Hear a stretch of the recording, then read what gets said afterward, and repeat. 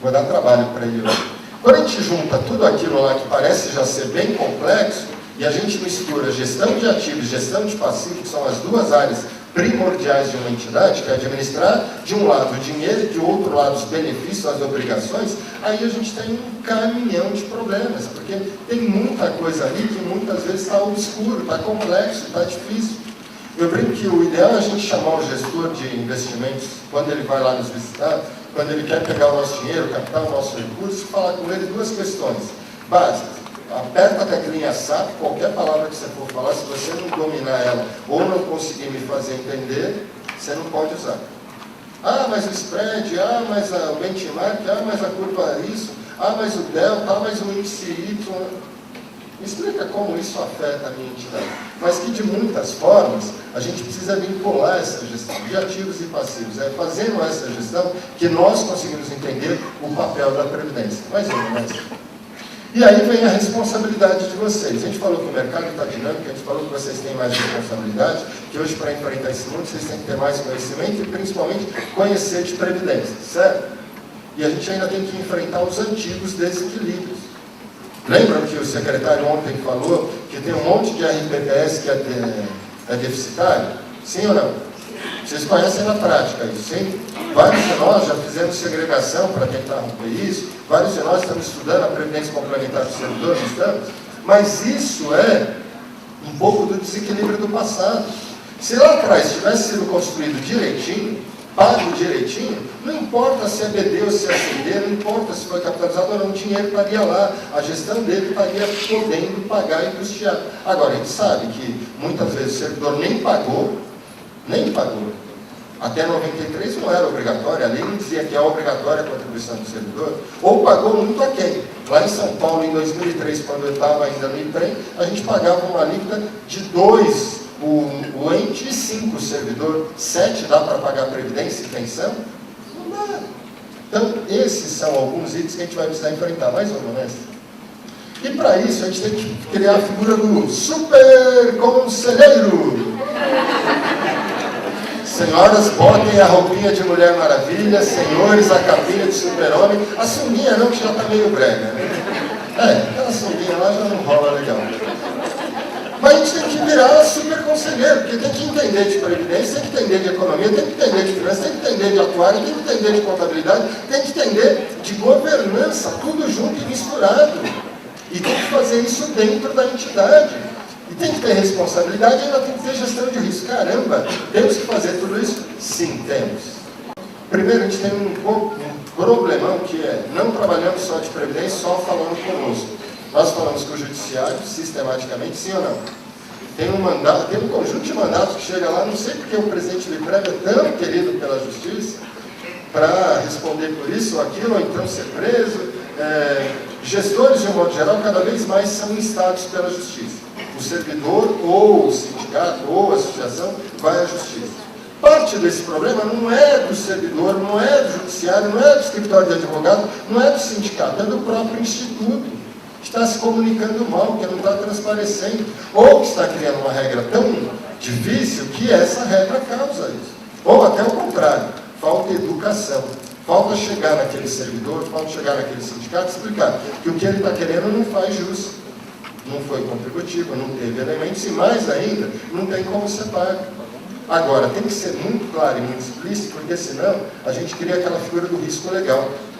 Quando eu saí do IPREM em São Paulo, eu brinco que 18% de todo o déficit do IPREM lá de São Paulo era oculto. E era oculto porque era um conjunto de ações em que o IPREM estava no polo passivo lá respondendo e que em algum momento ia estourar ou não, ia dar um custo a mais de 18% para o IPREM. A gente ainda tem imprensa, e a imprensa é boa para falar das maldades, das coisas ruins que aconteceram.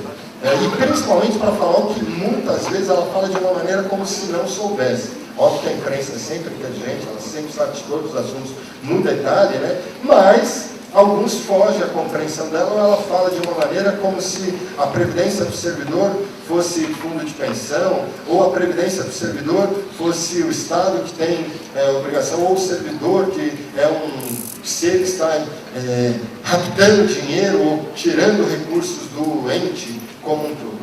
Mas que a gente tem que entender que, na realidade, a gente precisa conversar. convencê-la também. Ela não conhece Previdência no detalhe, ela não sabe que tem o RPPS, que tem regime geral, que tem a Previdência aberta, fechada, e todos aqueles itens. Nós, muitas vezes, não sabemos, quiçá um jornalista que fala de todas as matérias da área de economia e finanças por aí afora. E a gente tem a sociedade. A sociedade também está num gargalo, que é o tamanho do recurso que ela contribui, aquela figura dos 3 a 4 meses de salário, que todo mês é retirado de impostos do nosso trabalho. A gente trabalha X meses para o Estado e trabalha mesmo. E é importante que trabalhemos, só que muitas vezes esse trabalho que nós fazemos chega lá e muitas vezes o dinheiro não é tão bem utilizado, ou por qualquer situação, acaba ficando a pecha de que é o servidor o culpado ou que é a previdência do servidor. E nem só ela é culpada, nem só ela. Agora, para isso, a gente também precisa fazer um debate com a sociedade. Mas tem que ser um debate também aberto, porque a gente não pode só dizer, queremos que a sociedade nos pague cada vez mais. Não dá, não cabe. Agora, também, não podemos simplesmente achar que, principalmente previdência de RPPS, e se a gente for pegar a maioria dos municípios, que a média salarial é R$ 1.700, e achar que tem um super Marajá ganhando R$ 1.700, que não é isso. Agora, temos sim alguns blocos que têm um salário muito diferenciado, que vocês sabem também quanto eu, mais ou menos. Indo já aos finalmente, quando eu falo de governança, eu queria que vocês entendessem não só o conselheiro, mas o conjunto. É o conselho administrativo, o deliberativo, é o conselho fiscal, é a diretoria, são os comitês, os grupos, mas é também a auditoria do INSS, via Receita, é a auditoria do Tribunal de Contas, é também o próprio órgão do Estado, via sua área de controladoria, fazendo tudo isso. E integra tudo isso. Políticas, planos, orçamentos, programas, só que essa governança ocorre dentro de uma entidade e é ali dentro que esse conjunto de atores se negocia. Mais um. E aí, o que é importante da governança é que ela responsabiliza os fóruns. Ela diz claramente a responsabilidade. Agora, dizer é uma coisa e fazer a gente sabe que é outra. Haja visto quanto nossos pais e mães sofreram aí, ou nós agora, pais e mães, sofremos tentando ensinar os nossos filhos, né? A gente já viu aquela história, já fez aquela história, já pensou, e não fala, não é por maldade, porque fomos atores presentes ali, viu como a gente ia dar cabeçada, mas não tem jeito. Agora, a gente precisa fazer com que esse conjunto de cabeçadas seja cada vez menor. A gente ainda precisa envolver uma postura frente ao risco. Eu brinco que o pior problema do risco é você não vê-lo. Só que a gente acha pior que cego, porque o cego usa bengala, o cego usa cão guia, o cego usa uma série de itens e ele tem um senso muito melhor do que nós. Agora, a gente quer agir como se não precisasse entender, não precisasse saber, não precisasse conhecer, e precisamos. E esses riscos é que são os maiores problemas hoje das entidades. Mas, mestre, para isso, nós temos os conselheiros, e vocês são os emissários. Eu brinco que o conselheiro, se ele se desse conta, ele é talvez a pessoa mais importante numa entidade de previdência, seja ela qualquer que seja. Porque ele representa, ele é o emissário do empregado, do servidor e também do ente ou de uma empresa dentro do conjunto de atores. E ao ter esse papel de representação de emissário, ele deveria responder a esse grupo de uma maneira mais qualificada. E eles são, principalmente, no meu entender, e vocês o são, essenciais para fazer os RPPS serem mais e melhor. Sem vocês, eu tenho certeza que os RPPS seriam muito piores do que são hoje. Agora, com vocês mais fortalecidos, com vocês nunca alcançando aquela figura de super conselheiro, esqueça. Eu próprio já vivenciei situações e acabei de fazer um mestrado em Previdência, já venho trilhando aí via escola de formação, via participação em e sei que ainda aprendi isso daquilo que eu preciso, que é muita coisa. Mas é fundamental que esse conhecimento conte.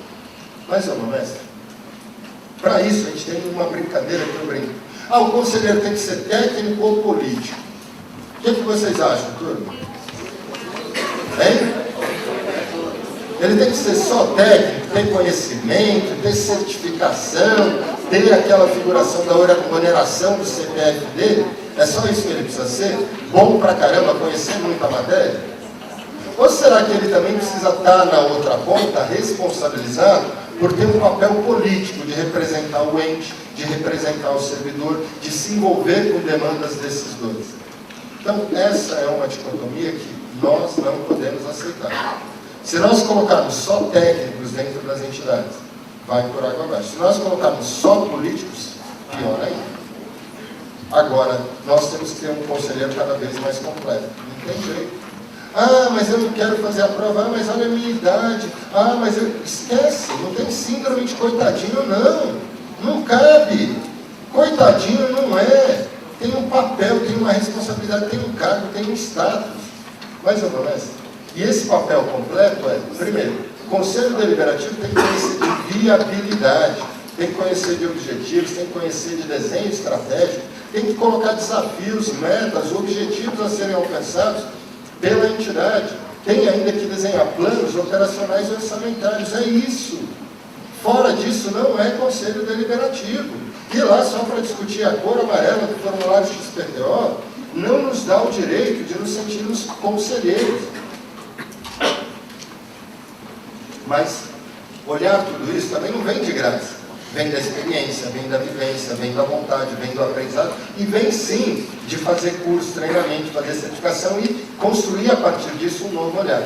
Mas, honesto, temos que ter também o papel do Conselho Fiscal.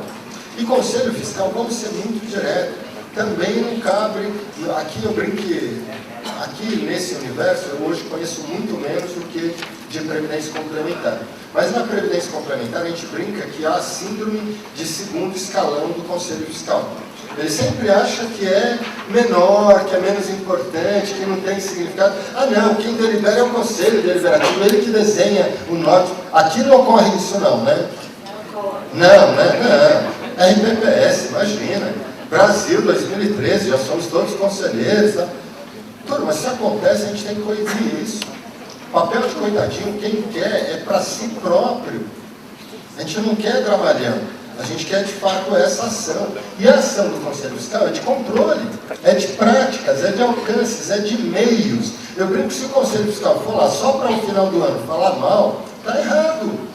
Ele tinha que estar desde o começo do ano olhando, para chegar lá, no meio do caminho, corrigindo, esperar chegar no final. Depois da conta passada, engenheiro de obra feita, está dado. Não é isso. Agora, ali no meio do caminho, dar um conselho, apoiar, chamar, mudar, chamar para melhores práticas é que é o fundamental. Mas, de novo, o Conselho Fiscal tem que fiscalizar, tem que avaliar as contas. Encerrou o ano, não avaliou, está errado. Não deu parecer, seja contra ou a favor, está errado. Mas, de novo, tem que entender disso. Mas eu vou nessa. E aí, todas aquelas variáveis que nos colocam problemas. Quais são as variáveis, Eduardo? O primeiro deles é objetivos. Eu brinco que se o conselheiro falar com o objetivo apenas de ganhar jeton, apenas de ter o status, apenas de... está errado. Se ele for lá para querer conhecer tudo mais, pode ser o seu Joãozinho. Eu brinco que eu tive aqui uma experiência muito rica ontem, Lúcia. Eu vi o Valdomiro lá de Paraguaçu Paulista, foi conselheiro e eu fui um prestador de serviço dele.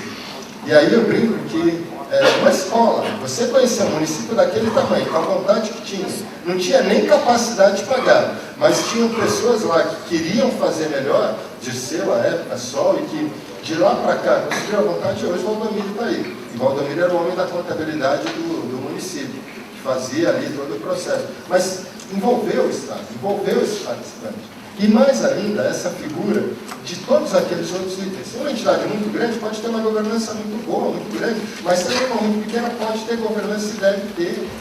Porque eu sou pequenininho, não posso, só tenho 500 servidores, eu tenho 1.500. Não cabe. A CVM trata vocês iguaizinho, o Banco Central trata vocês igualzinho. O meu município até... Não se preocupem que quem o Ministério Público estiver pegando vai estar respondendo igualzinho o maior instituto de previdência do país. E, automaticamente, essa figura dali, propensão a atingir risco, administrar esse risco, agregar valor e uma ação institucional. Eu brinco que o RPPS tem que se fazer presente, tem que estar mostrando a cara dele. Se ele não se faz presente para os servidores, ele não alcança aquela figura de pertencimento. Se o servidor não sentir que ele é dono, que ele é responsável, qualquer outra pessoa que entrar depois de você pode fazer o que quiser. E já ao contrário, se ele se sentir dono, ele vai ficar de olho, ele vai ter que ficar, ele vai querer acompanhar. Mas esse daqui não é o Edevaldo que está falando, é o IBGC, Instituto Brasileiro de Governança Corporativa. Esse IBGC tem lá o que eles chamam de 10 princípios ou diretrizes do voto. Uma pessoa para ser conselheiro, nesse IBGC, para ser aprovado, para ser certificado por eles, tem que ter esse uso desses 10 critérios. Óbvio que a gente está falando de um órgão que faz governança para qualquer empresa, para qualquer organização, para qualquer sociedade. Então, algumas analogias ali precisam ser feitas. Então, quando a gente fala acionista, não existe acionista no RPPS, mas existe contribuinte, o servidor, o ente. Quando a gente fala de conselheiro, de um modo geral, quando a gente fala de trabalhador, comunidade, a gente está falando desse mesmo universo. Estamos fazendo essa analogia, 10 princípios que são muito diretos. Passa mais um, por favor. E, por fim, assim, indo já para os finalmente, são alguns olhares que a gente vai ter que fazer em Previdência. Esse slide eu retirei, Lúcia, de um congresso da Bitem, que foi em Belém, que eu também fiz uma fala para conselheiros. E aí, permanece vivo. A única coisa que eu mudei ali foi a data do mandato, 2018. Ah, mas por que 2018? Porque já está começando o mandato 2014, vai até 2018. A gente precisa já pensar no próximo mandato. Esse aqui já se encerrou para estados. Então, de um modo geral, a gente tem que ter uma visão de longo prazo, a gente tem que olhar além dos mandatos. O meu mandato é esse. Esquece, amigo. Você não pode fazer mais do mês, tem que fazer mais do novo. Você tem que olhar para esse vínculo com as obrigações. O Ministério está cada vez mais presente, Tribunal de Contas, Banco Central, CVM, e vão estar mais, graças a Deus. E, ao mesmo tempo, essa figura de integração. Por favor, mestre. Para isso, não tem muito jeito. Agora sim, falando um pouco de receita do bolo. Base legal é fundamental e para isso você tem que olhar para ela. Mais uma. Quando eu falo base legal, eu estou falando, primeiro, criar todo o envolvimento desses atores com a lei, com o regime, com o regulamento, com o estatuto, com as normas que fazem o Instituto Vigília. E tem gente, pra caramba, a gente não se dá conta de como tem ator envolvido no RPPS. Tem o próprio Instituto, tem o empregado, tem o ente, tem o próprio serviço, tem tanta gente, mas tem o Ministério, tem o Tribunal de Contas, tem o Ministério Público, tem, todos esses atores estão envolvidos no cotidiano. E nós precisamos ter uma lei, uma norma, um conjunto de regramento que seja representativo dessa ação de todos esses atores. Mais um. Da mesma maneira, fora a base legal, é importante também a gente ter uma base de observância. Essa base de observância, eu falaria, dá um pouco daquela ideia de quer construir o seu mapinha de risco, base legal, olha para ela, quais as fragilidades, olha para ela que ela tem, já deu uma primeira olhada. Faz essa observância, já começa a melhorar. Mais uma. Na base de observância, nós temos que qualquer RPPS, qualquer entidade de previdência causa impactos e efeitos e também sofre impactos e efeitos. Se nós não conseguimos mencionar nessa observância quais são os impactos causados pelo RPPS, como ele, ao entrar na economia, afeta a economia, a vida do servidor, a renda do servidor, a qualidade de vida do servidor, como nós fazemos o uso, ora das informações, ora dos dados, ora do recurso, para também afetar o servidor, ou a sociedade, ou o meio, nós vamos começar a fazer aquela história simplista. E pior dos mundos é aquele que só comprar título de banco, ficar financiando o banco, talvez não a sociedade. Outra ainda é ficar fazendo aquela coisa de fazer uma previdência muito boa para magistrado, muito boa para membro de tribunal e péssima para o servidor de base. Ou aquela que atende um conselheiro como o supra, ultra sumo, que sai uma aposentadoria em 2 dias, e já o servidor da educação e da saúde ficando lá meses, dias e quiçá anos para pegar a sua previdência, ou o seu benefício. E temos ainda o contrário, aqueles recebidos. Quantos aqui já não viram o município ou o Estado mudar a política de servidores, ou a remuneração, ou incorporar algum benefício ou colocar, e o RPPS ser impactado diretamente? Nós, e aí eu estou falando, nós, acabamos de sofrer isso. Agora, de novo, como fazer isso de uma maneira mais ajustada, mais negociada, mais conversada? Porque não dá para falar para o estágio, não faz aumento salarial, não muda as carreiras. Mas, amigão, o impacto que tem essa mudança é esse, é dessa monta, é desse valor. Isso muda a condição e até mesmo a compreensão dele. Mais um. 2 bases, legal, observância. Agora, quando a gente passa para a base de governança, essa é importante. E essa é diretamente envolvida com vocês. Mais um.